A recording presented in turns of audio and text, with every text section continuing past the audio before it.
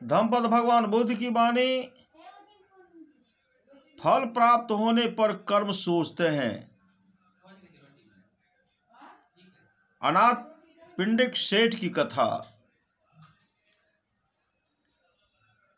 अनाथ पिंडिक सेठ के घर के चौथे द्वार पर एक देवता रहता था। एक दिन रात में जब अनाथ पिंडिक सोने के लिए शैया पर गया, तब उसने उसके पास आकर कहा, गृहपति, दान देते देते तुम्हारा सारा धन खर्च हो गया। अब तुम निर्धन हो चले। श्रमण गौतम और भिक्षुओं को दानों देकर शेष धन को व्यापार में लगाओ, व्यापार आदि में लगा। इसे सुनकर श्रोतापन उपासक ने देवता को बहुत डांटा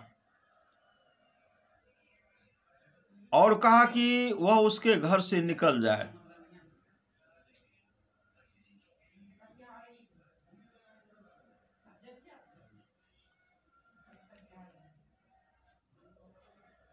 देवता श्रोतापन उपासक की बातों को सुनकर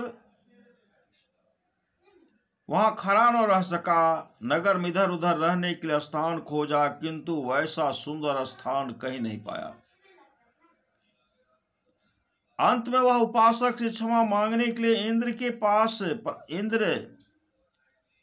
इंद्र के परामर्श से अन्न द्वारा उसके सारे कोष्ठागारों और 54 करोड़ असरफियों से खजाने को भरकर पुनः एक रात उपासक के पास जाकर अपने दंड कर्म को बतलाकर क्षमा मांगा। उपासक ने उसे अपने साथ भगवान के पास चलने को कहा। दूसरे दिन अनाथ पिंडक उसे अपने साथ लेकर भगवान के पास गया। देवता ने शास्ता के पैरों पर गिरकर क्षमा मांगे। भगवान उसे क्षमा देकर गृहपति से भी क्षमा दिलाई और पुण्य पाप के विपाक के संबंध में उपदेश देते हुए, गृहपति, पापी व्यक्ति भी जब तक पाप अपना फल नहीं देता है तब तक उसे अच्छा समझता है, किंतु जब फल देता है तब वह पाप को देखता है। ऐसे ही पुण्यात्मा भी जब तक पुण्य अपना फल नहीं देता है तब तक उसे बुरा समझता है, किंतु जब फल देता है तब उसे अच्छा मानता है। कहकर इन गाथाओं को कहा।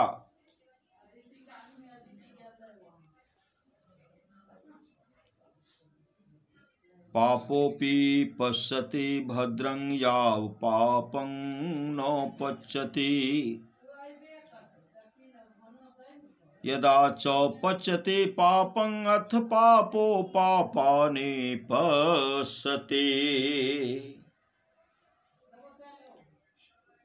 जब तक पाप का फल नहीं मिलता है तब तक पापी भी पाप को अच्छा ही समझता है, किंतु जब पाप का फल मिलता है तो उसे पाप बुरे दिखाई पड़ने लगते हैं। भद्रोपि पश्यति पापं याव भद्रं न पच्यति, यदा च पच्यति भद्रं अथ भद्रो भद्राणि पश्यति। जब तक पुण्य का फल नहीं मिलता है तब तक पुण्यात्मा भी पुण्य को बुरा समझता है, किंतु जब पुण्य का फल मिलता है तब उसे पुण्य अच्छे दिखाई पड़ने लगते हैं। श्री सद्गुरु महाराज की जय।